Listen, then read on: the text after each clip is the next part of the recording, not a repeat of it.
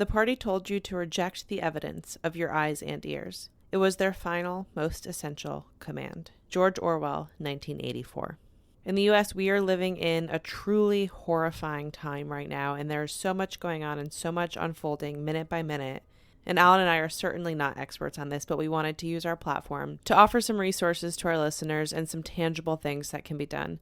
Again, we are not experts, so please let us know if there's other things and other resources or organizations that we can help support and uplift. One of the ways that ICE is so successful beyond brute force is that many people can't afford lawyers. So one thing that we're going to do is to set up a recurring monthly donation to trusted orgs like National Immigration Project, Immigrant Defense Project, Legal Aid Justice Center, AMICA, ACLU, and there's also local immigrant bond funds, which are probably the most important to donate to. There's also so many organizations out there collecting mutual aid right now, so take the time to look up what's needed most in your community. Reach out to your local government. Reach out to your congresspeople. Send letters, call their offices, call your local law enforcement offices. And please let us know if there's organizations in your community that are doing great work but that need more funding, more donations, and we will call them out here. Stay spooky, stay safe, and fuck ICE.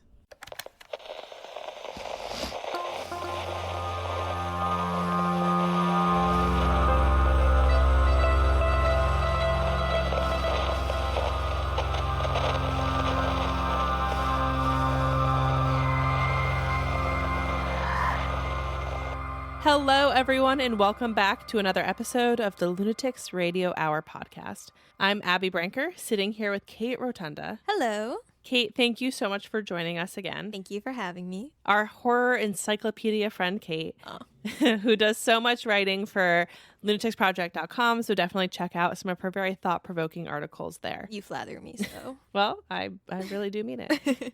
Today we are here to talk about the intersection of puppets and horror.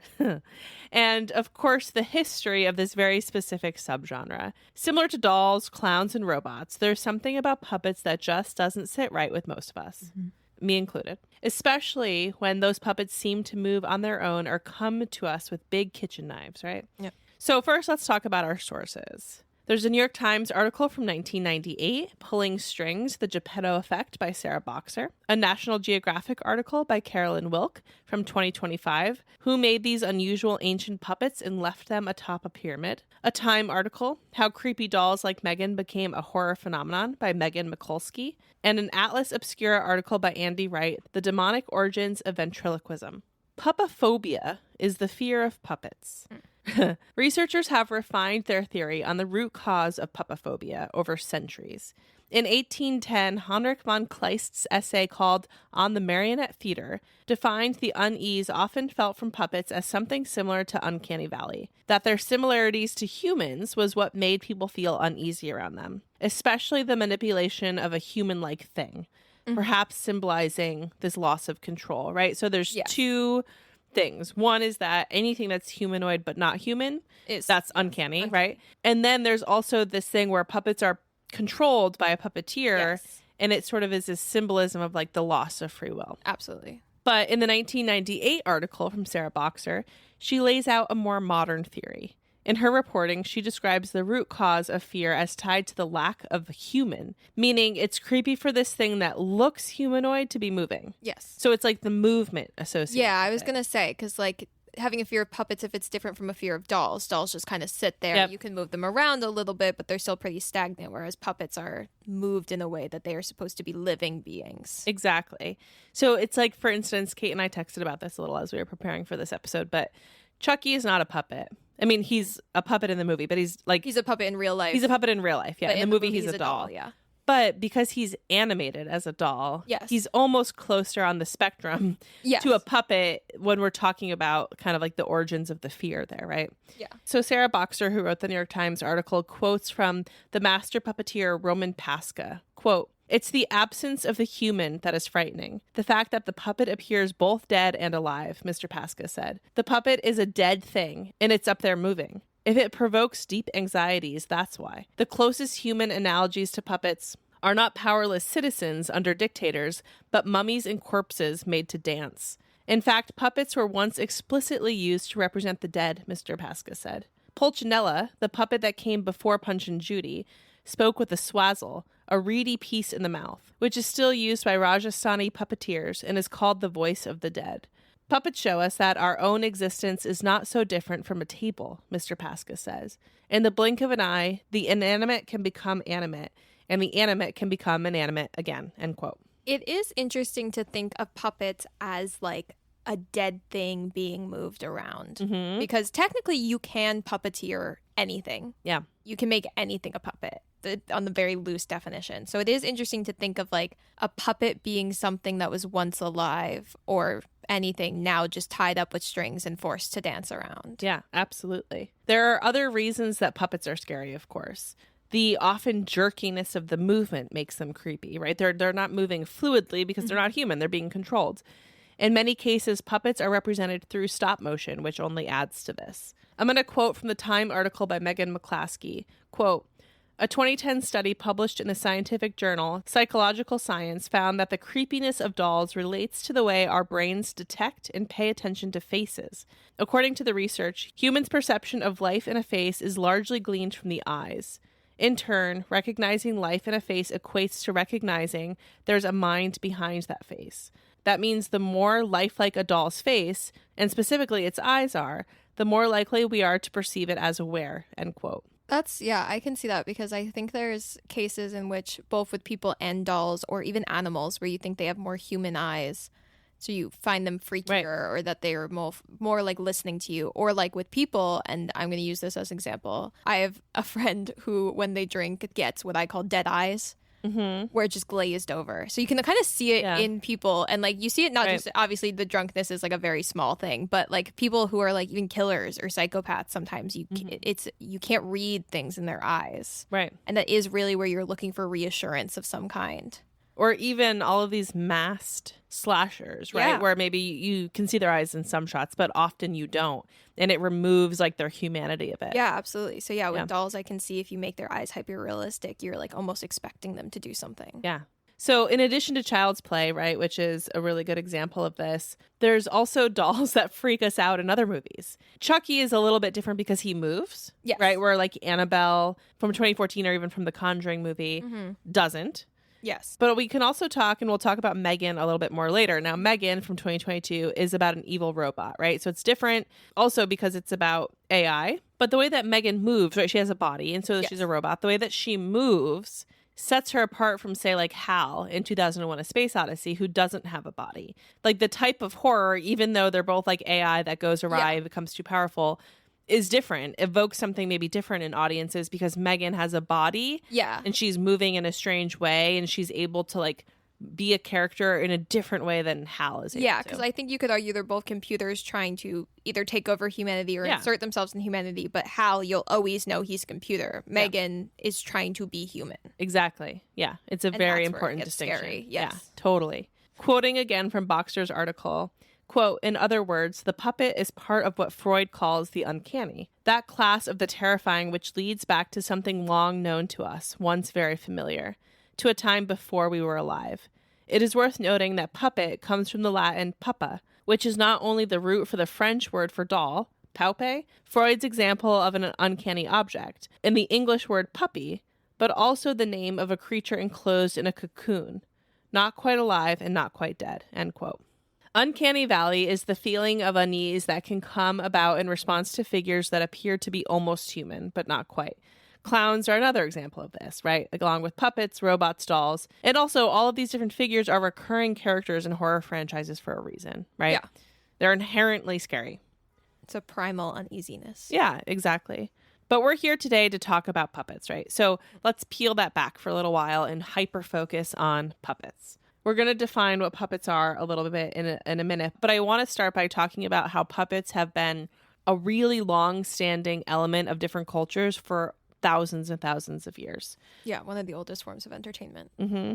One more quote from Boxer's New York Times article, quote, African and Asian cultures have always been more mindful of the puppet's awful otherness and its strange power, Mr. Pasca noted. For example, in Indonesia, which, by the way, I have a set of Indonesian puppets in this apartment, puppeteers have the status of priests and are thought to spiritually possess their puppets during the performance.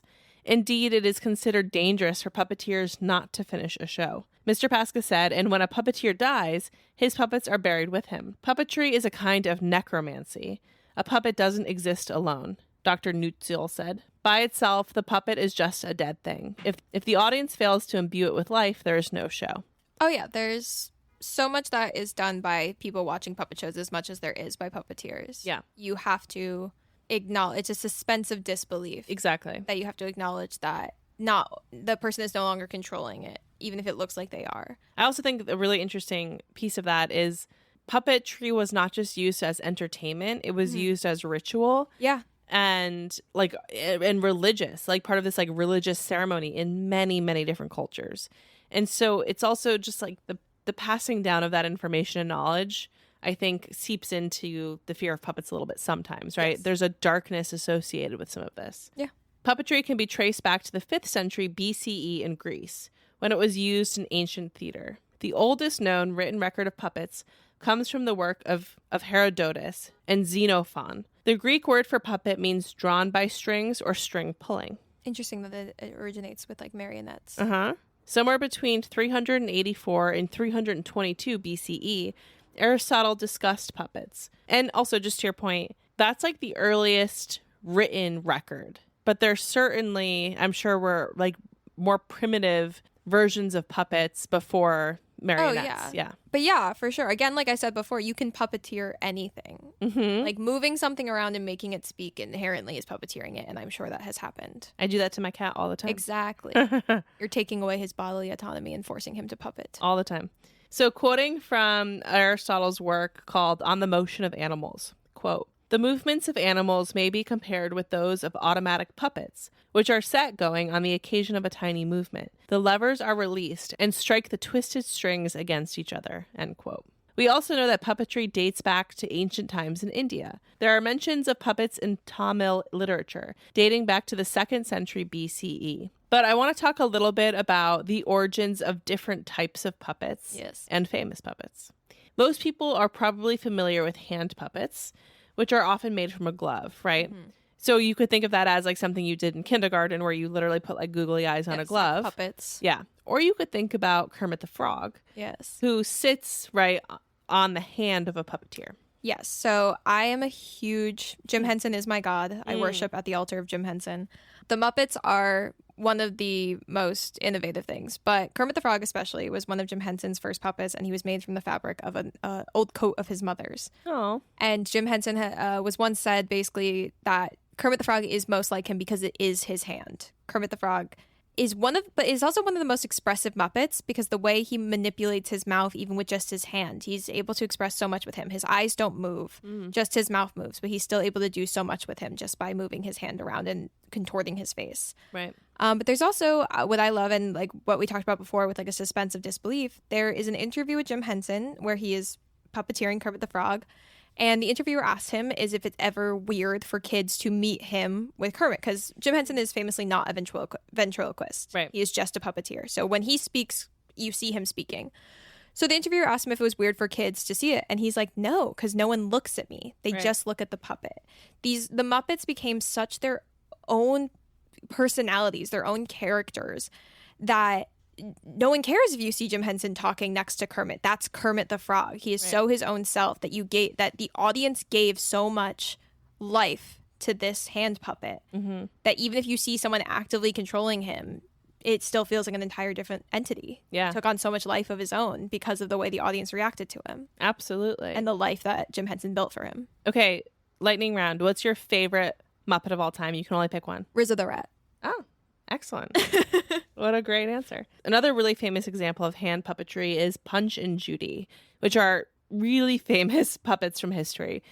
Mr. Punch and his wife Judy date back to 1662 in England. And it's a set show, right? It's like a scripted... I don't think I knew it was that old. It's a set scripted show, and it's made up of like a handful of short scenes around these central characters. Another popular type of puppet is marionettes. Arguably one of the scarier types, I think. I was like, well, that's the more puppeteering something dead almost, because they're like just flaccid objects on a string. Yeah. Marionettes are figures that are connected to wires and controlled from above, where the wires attach to a bar or like a set of bars, right? Pinocchio is a really great example of this. and also Chicago the musical. Oh, yes, they both reach for the gun. Yep. I had to ask my friend because I'd only seen the movie. I was like, do they use like puppetry in the stage play? And he was like, they move as puppets, but there's not anyone actually puppeting them. Yes. Also, Little Shop of Horrors, big. That's an actual, they use puppets in their scenes. Yeah. But that's not they don't talk about puppetry like they do in Chicago. Right. Elmo is a rod puppet. A rod puppet is a puppet that's controlled by rods attached to the arms and sometimes the head. Another really cool type of puppet is shadow puppets. Typically flat cutouts that are held in front of a light source to create a shadow projection on a wall or on a screen, or, you know the deal. Yes. Shadow puppets can be traced back to Indonesia, China, and Turkey. But I think the ultimate scary puppet is a ventriloquist dummy. Oh, yeah, because that's the least human involvement that you see almost. Right. Well, I guess marionettes are not very, like, you don't see a lot of human involvement, but the talking. Yeah, the talking is another layer. When you think about the throwing of the voice, it puts the uncanny valley into turbo drive, I think, Ventriloquist dummies are solid puppets with blinking eyes and a movable mouth, typically, right? Yes. That's like the typical version. It's generally operated by a ventriloquist who provides the voice. Just a quick side quest on the history of ventriloquism, because I was really interested in this while I was researching. Did you know that originally ventriloquist puppets were a part of a religious practice? I did not. The word comes from Latin, meaning to speak from the belly. So in ancient Greece, oracles would deliver messages using this belly speaking method, or ventriloquism, essentially. The voices were thought to be the voices of the unliving. The idea was that the oracle could interpret these noises and both speak to the dead and be able to tell the future. So it was like this idea that these stomach noises were actually people speaking, were some kind of deity or message from the other world. Now, would that suggest that everyone has these voices in them, but only the oracles can decipher them, or only the oracles have the voices? Yeah, I think only the oracles. And then everyone else's stomach noises are just stomach noises? Yeah. Only oracle stomach noises are special. That's right.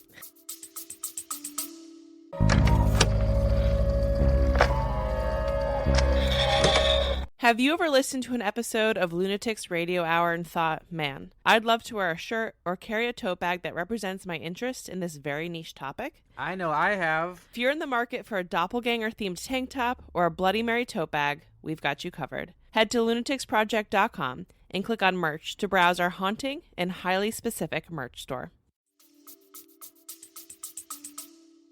Well, I think part of it is that the oracles are making, they're throwing their voice to their stomach. Interesting. Yeah. I'd love to be able to throw my voice. I don't know how they do it. I don't know either. It's so cool. Quoting from the Atlas Obscura article by Andy Wright, quote, "Fast forward a couple centuries, and voices from nowhere became associated with another unpopular trend, possession and witchcraft, both circumstances that tended to come with a lot of vocal acrobatics. Not surprisingly, this didn't mean great things for ventriloquists. During the Reformation, there was a nun named Elizabeth Barton in Kent, whose ventriloquial prophecies were well known. But when she uttered a supposedly divine statement that King Henry VIII shouldn't marry Anne Boleyn, her popularity plummeted with the audience that mattered most, the king. Barton was hanged. Henry got married." And honestly, Henry should not have married Anne Boleyn. He shouldn't have married anybody. No. He was a mess. Yeah. The practice shifted from prophecy to entertainment in the 18th century, specifically with traveling fairs. But up until this point, it's really important to know that ventriloquism started off as this ritual, quasi-religious practice, even up until Henry VIII, right? It was thought of as a prophecy. Then, and I'm not saying that it shifted to entertainment because of that, but after that, later in time, then in the 18th century, so not until the 1700s does it become entertainment. Oh, it is interesting to see different things, and there's plenty of things in life that were once so religious and spiritual that have now become just for funsies. Right, just for funsies. Just for a good time. Yeah, and not to say, I'm sure there's some versions of entertainment that, happened over the years, but there was, I think around that time is when the religion exited. Yeah. Versus the entertainment. You know what I mean? It became fully entertainment around that time. By the mid-1700s, we started to see paintings and depictions of ventriloquists. And by the end of the 18th century, the practice had solidified itself as standard entertainment. But an important distinction to call out is that not all of these acts use puppets. For example, Joseph Askins, a well-known ventriloquist of the time, advertised his performance in 1790 as, quote, curious ad libitum, dialogues between himself and his invisible familiar little Tommy, end quote. Ooh. So fun. That is fun because, yeah, if you have the ability to do the act of ventriloquism where you can speak without moving your mouth, yeah, you don't really need a puppet. You can make anything talk. This is my invisible friend, Tommy, little Tommy. You can hear him. You don't need to see him. Yeah. As time went on, the addition of puppets became more and more common practice. The standard dummy, as we know them today, really started to become standard in the late 1900s, like when I was born. So back to puppets broadly. In 2022, clay figures were unearthed in El Salvador. These figures have movable heads and expressive faces, according to the National Geographic article by Carolyn Wilkie. While these aren't the first figures of this type to be found in Mesoamerica, they are the best preserved. When the researchers assembled and stood up the figurines, they found that they all faced west in a line. So it's kind of going back to this idea of puppets, especially ancient puppets, having a spiritual or, religious meaning, not just entertainment. Yeah, like they were placed there in that order for a reason. Right. There was something, about the pattern. In 2012, similar figures were found in Guatemala at a Mayan tomb. Those were configured in the 4 cardinal directions. Oh. Back to El Salvador, 3 of the larger figurines are about a foot tall. They are both naked and bald. I'm going to quote from the Nat Geo article. Quote, on the one hand, the face has this empty, absent look. The figurine's eyes appear to stare into the distance, and its mouth was open. It seemed aloof or maybe full of disdain, but its expression seemed to change as the researchers turned its head, which is so creepy. At a sharp angle, it looked a bit angry. Viewed from above, it looked perhaps scared. With the fading light, we had this weird sensation that we found something eerie, he says, one of the researchers. After 4 days of excavation, the team had uncovered 5 clay figurines in a layer dated between 410 and 380 BCE, end quote. Well, yeah, that's another example of just the people doing most of the work when it comes to puppets. Like them saying it looked aloof, it looked this, it looked scary, its face changed. Like you're adding so much personality to these beings because they look human. Yeah, absolutely. They look like something that should be able to change its face, that should be able to feel emotion. Yeah, absolutely. Something we didn't really talk about, but we should talk about, is your connection to puppets. Oh, yes. My deep, deep love of puppets. I don't know where it started. I think probably just the Muppets. I think watching the Muppets growing up, it was always a big thing in my house. We watched the Muppets Christmas Carol every year, but I just think I'm also a big lover of animation and claymation and anything that is so obviously has the care of people put into it and just so creative. But puppets, I think I love especially because they are an extension of the person. While animation is obviously something that someone drew, created, came from their heart, puppets are being manipulated by the person. They are that person. They are a part of them. They are voiced by someone. They are moved by someone. They're just they're made with so much love and they're moved with so much love. And yeah, you kind of get lost in it, I think, in the act of puppetry.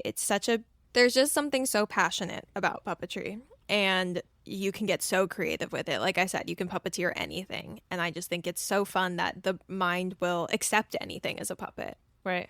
Same goes for animation, obviously. Like you can make a crude animation and it will still work. But you can make a crude puppet and it still works for what you want. And you can move it and it takes on a mind of its own. Like I've made little stupid puppets that they look horrible. Or like they don't. I've made little things where I purchased a lot of puppets and it just kind of becomes its own thing where it's like a puppet that I am puppeteering will look different if you puppeteer the same puppet in my point of view. Yeah. And obviously there's something to be said for puppeteers go down the line, especially in the Muppets. There's multiple of them, but I think you can tell sometimes, but they still take on personalities of their own. Right. I just think it's a very human thing to create a figurine that you can control and just do fun little plays with. And I just think that every puppeteering work I've seen, I've loved. Yeah, absolutely. Okay, do you have an ultimate, before we get into the horror of puppets? Okay. Do you have an ultimate, I know you're going to say the Muppets, so be more specific. What's the ultimate puppet piece of art? Ooh. I do think it's actually a mix between the Muppets and just individual ventriloquists. Because the Muppets are obviously something that have spanned generations. And there's Muppet Babies, there's the Muppets, there's new Muppet shows, there's new Muppets movies, there's old Muppets, there's all this, and the characters are just continuous and they relate to every generation. So there's obviously that, and my personal favorite is Muppets Christmas Carol, because you take this like timeless classic and then you make it its own thing, and it's just so fun. But I also think just watching, if you have the time to just look up people doing puppet shows, and especially ventriloquists, especially marionettes as well. It's just so beautiful, and you can see so much passion in it. Yeah. Especially when the puppets are handmade. It's like creating like just another version of them, or just this being is made, controlled, voiced by this one person, but becomes its own thing that you kind of see almost a split in this person. Yeah. Especially when they're talking to themselves via the puppet. It's just like a beautiful like comedy or story being done of like turning yourself into more people and like turning your artwork into so many different personalities. I'm pretty sure I'm seeing a puppet magic show on Broadway in December. There is the Muppets are coming to something on Broadway. But also Broadway uses a lot of puppets. Yeah. Little Shop of Horrors is one of my all-time favorite musicals. Yep, same. And the plant in that is a puppet. And I just think that's so much better than or the Jim Henson Company still makes puppets for things. Five Nights at Freddy's, the new horror movie, terrible movie. Those are puppets. Right. I think it's better than CGI. It just looks more It ages human. way better too. It ages way better and it looks more real, and it just looks, again, uncanny. It just... Yeah. And same with like claymation. Like claymation puppets are puppets of themselves. Coraline, the Leica Studios, all of that. Mad God, all of that. Yeah, Mad God's a great example. Just beautiful creations that are being changed and manipulated. Wallace and Gromit, I love, especially old ones, because you can see the fingerprints in them while they're being moved. Yeah. And it's just, I think it's great. I love being able to see the artistry of it. I don't need something to look so seamless. I like to see movies where it's clear people made this and people cared about this. I love that. My favorite Muppets movie, yes, I'm preparing to be judged by you, is The Frog Prince. Okay, so one of their fairy tale ones. Mm-hmm. That's fun. I love it. Alan puts it on for me when I'm fussy sometimes. That or Twilight. Toddler. Yeah. Yeah, truly. All right, let's talk about how puppets have intersected with horror films, which is so many ways, right? They're so perfect for horror. Yes. Puppets have been used in movies from the early days of cinema. The Enchanted Drawing from 1900 is one of the earliest experiments with animation, and this film doesn't specifically use a puppet, but it sets the stage for puppetry, animation, and the uncanny in film. The Mascot, or The Devil's Ball, from 1933 is a short film that uses stop-motion animation and puppetry. And so the film was made by one of the first filmmakers to use puppets in cinema. You can actually watch a really beautifully restored version of this on YouTube. It's like 30-ish minutes. I think it's worth a watch. Mm-hmm. It's also interesting to me that I don't think it's a coincidence that one of the first films to really truly use puppets is also like a horror film about the devil. Yeah. Well, it's also like, I think puppets can be used as a way to get around censoring. Totally. Right. Like, it's like not a real thing. So it's like, this is the story I want to tell. This is the way I can tell it. Yes. And still, I can be graphic and evil with it without people associating it with people. Yeah, totally. It's a good point. And of course, in 1940, Disney released Pinocchio. The film was based on the 1883 novel The Adventures of Pinocchio by Carlo Collodi. While not horror, I would argue that the story is intensely scary, and I'm not the only one that thinks that. Guillermo del Toro's Pinocchio from 2022 is a much darker version of the same story. Yes. And both of those films, Pinocchio and Guillermo del Toro's Pinocchio, I think are beautiful and haunting in like a very visceral way. Well, I think also when we talked about before the act of the puppet being a dead thing or a humanoid thing, not being able to control itself, the obviously the scene I Got No Strings on Me is a lighthearted scene, but it is scary. He is being controlled when he is alive. Right. And so just being this creature that is supposed to be controlled, supposed to be made of wood, not real, and being treated as such, but you do have life to it and that there's someone else controlling you. Yeah. And while Pinocchio may not be horror, I do own a little comic book / graphic novel called Pinocchio the Vampire Slayer. Oh. Which is actually a very fun comic that if you can find it, I recommend you read. About Pinocchio as a vampire slayer, and every time he goes to kill a vampire, he tells a lie and breaks off his nose and uses that as the stake in the vampires. God, that's so good. That's so cute. So he'll tell a little lie and snap off his nose and kill the vampires with it. And it is a very dark comic. Yeah, I bet. But that's so cute. Aside from just Pinocchio, that movie is scary with the donkey boys. And being in the whale's stomach? Yeah. Yeah, there's a lot that happens. I mean, also in 1883, when this was written as a novel, so much of Pinocchio is like, am I a real boy? Am I, and like that's exactly everything we're talking about. It's like this puppet is questioning his own, or trying to understand his own relationship to humans, which like I think today's version of that is a film about AI. But like in 1883, that's what we had, I'd rather a puppet than AI. Absolutely. I'd rather every puppet and doll come to life on this earth than have to look at another thing that was made with AI. Absolutely. Quoting from the Time article again, quote, back in 1929, musical drama The Great Gabbo, while not a traditional fright flick, introduced audiences to a spooky ventriloquist dummy named Otto and his malicious owner Gabbo.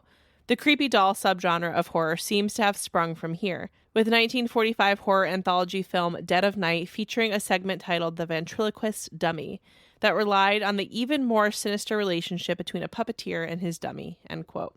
That's another thing you see a lot in both puppet horror and in jokes about puppeteers is this, like, I think in horror it's becoming like it's unnerving how much they're attached to their puppet, but there's often jokes in shows, or like when I was growing up, the show Victorious, they have a character in it who's like unnaturally attached to his ventriloquist dummy and like all of this, like it's its own entity. But it is interesting to see this like human need to have almost a friend, or just this, to see people become so reliant on something that isn't alive. But just the fact that puppets can become so lifelike to even the people maneuvering them, right, that they take on a life of their own. So like even the people who are giving them life don't distinguish them as something that isn't alive.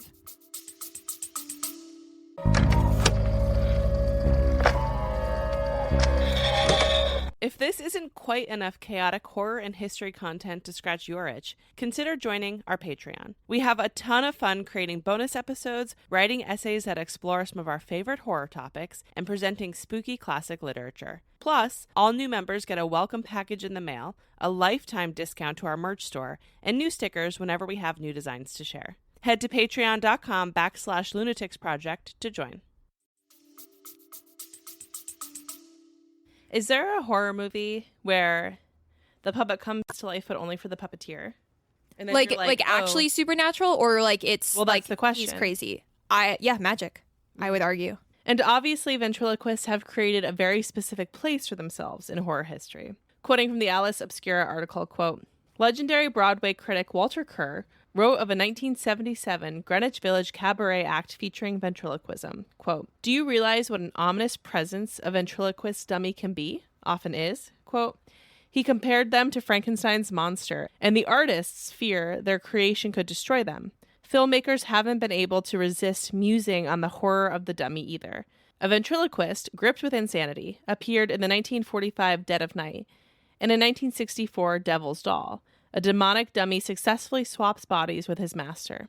Anthony Hopkins plays a ventriloquist named Corky, who commits murder with his animate dummy Fats in 1978's Magic. And in 2007, the creators of the Saw franchise offered audiences Dead Silence, in which an evil ventriloquist turns human victims into marionettes, end quote.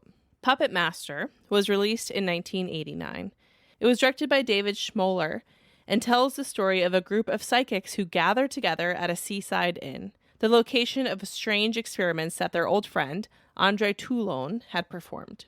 We find out that back in the 30s, Toulon had managed to give life to his puppets via this ancient Egyptian spell, but ended up taking his own life to keep the Nazis from taking his secret. But now the puppets are ready to play.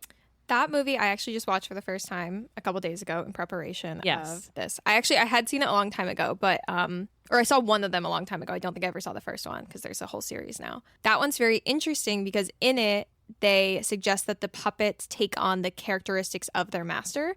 So when the puppets are serving under the original puppet master, they're very like sweet and harmless. But when they're under the presence of a different master, that's when they become violent. Right. So they kind of keep, not only are they animate, they keep the mentality of their master. Then they do at one point break off and kind of do their own thing. But it's interesting to see that they maintain the still, even though they are alive, they're still kind of being puppeteered in a way. Yeah, that's cool. Did you like the movie?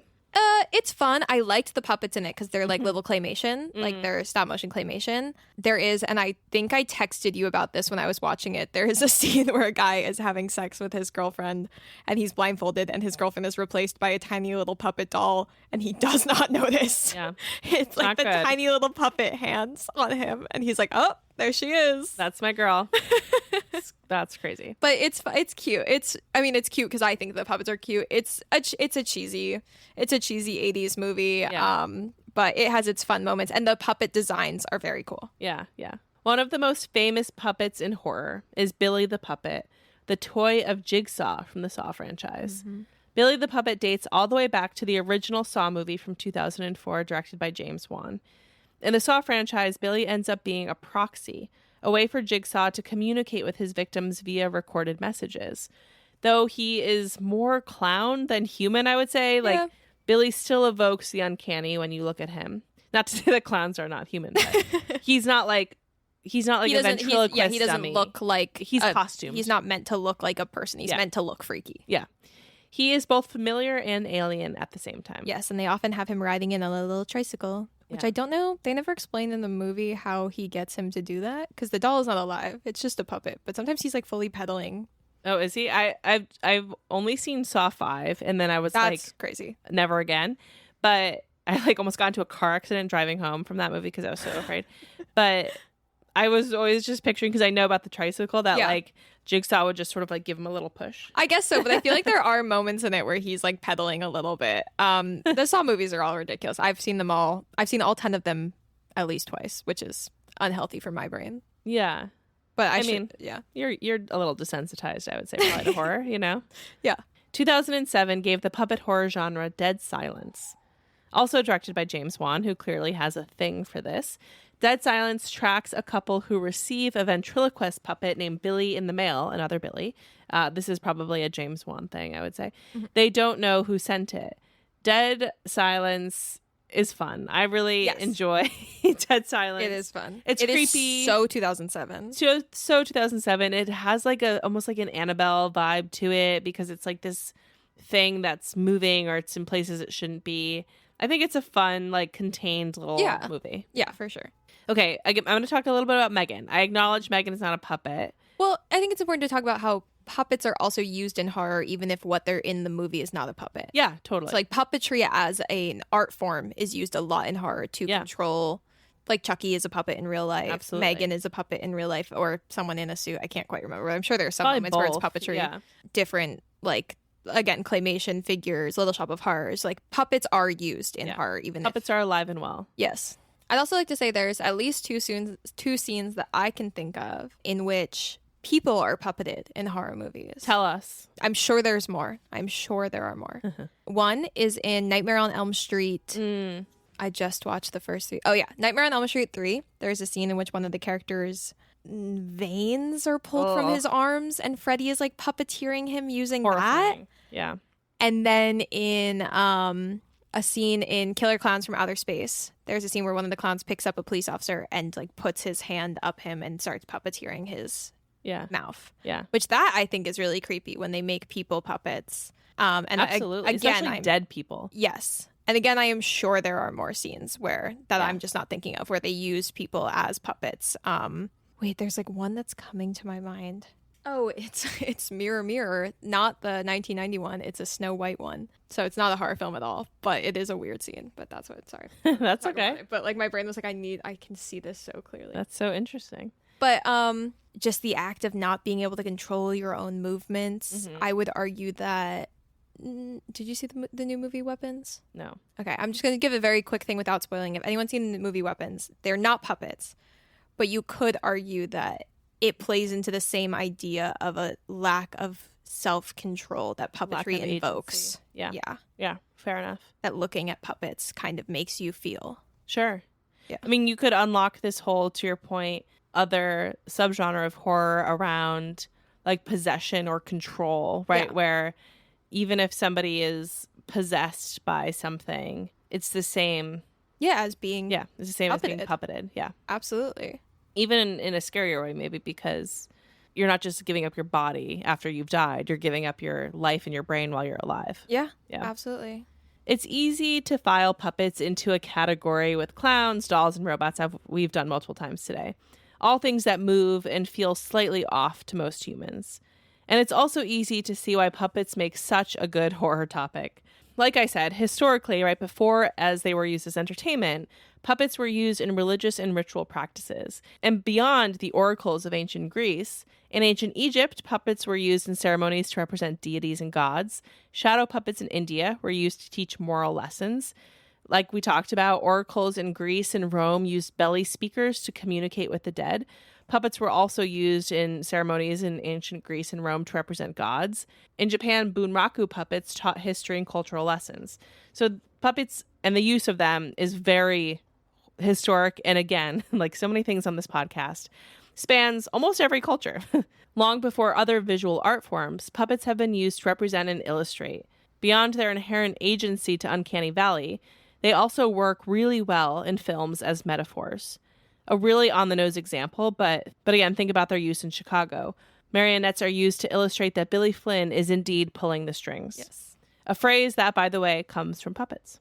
I guess, yeah, that makes sense, but I guess I never thought about that. Yeah. In Africa and Oceania, puppets were historically used in rituals to connect with ancestors for guidance and to protect the village. Throughout their history, puppets have been used as a conduit to the dead, a tool for ritual, entertainment, and education.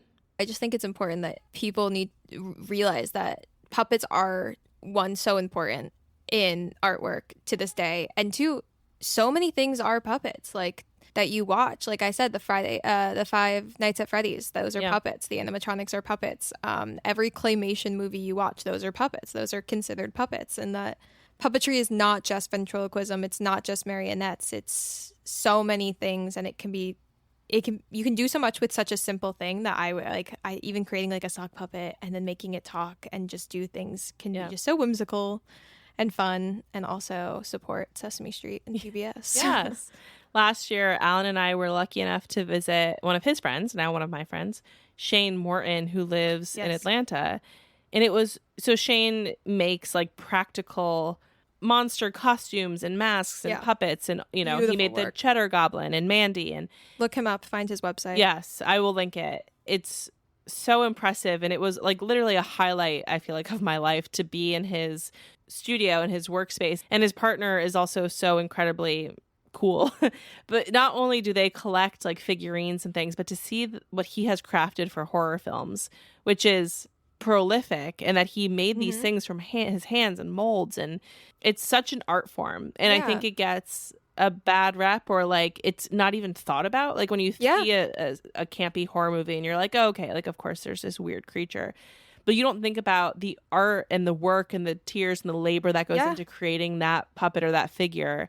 And so that was really, really cool to see in person. Yeah, and I would say if you're interested in puppets and like horror, like I am, and all of that, and you like don't like, I'm not good at making things like by hand, so I buy puppets and I puppeteer them. Like just because a puppet isn't your own work doesn't mean you can't make something cool with it or make it your own. So like if you're interested in starting, puppeteering is a very fun hobby to get into, and it may make me sound like a huge loser nerd, but I love them. And I think more people should be interested in the art. Where do you, like, if I wanted to buy a puppet, where would I go? You can go to many places.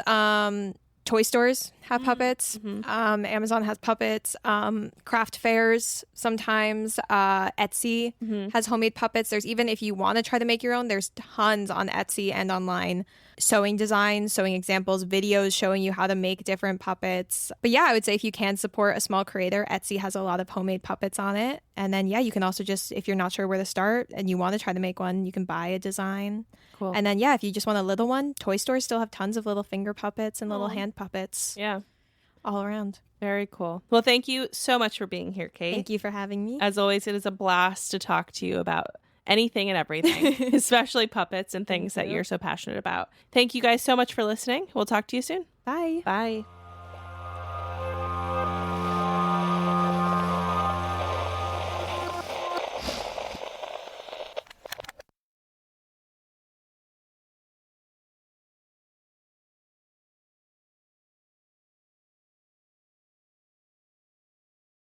Hi there, popping in to announce that we've started a seasonal tarot mail club. What does that mean, you ask? Great question. Every 3 months, recipients receive a small mailer with curated items, essays, and art all around a specific theme. And of course, a personal tarot card pull just for you. There will also be a video of me actually pulling the tarot cards and my description of each card's meaning. If you're interested in joining us, head to our Patreon and check out any tier at $5 a month or above. Cheers, and thanks as always for your support.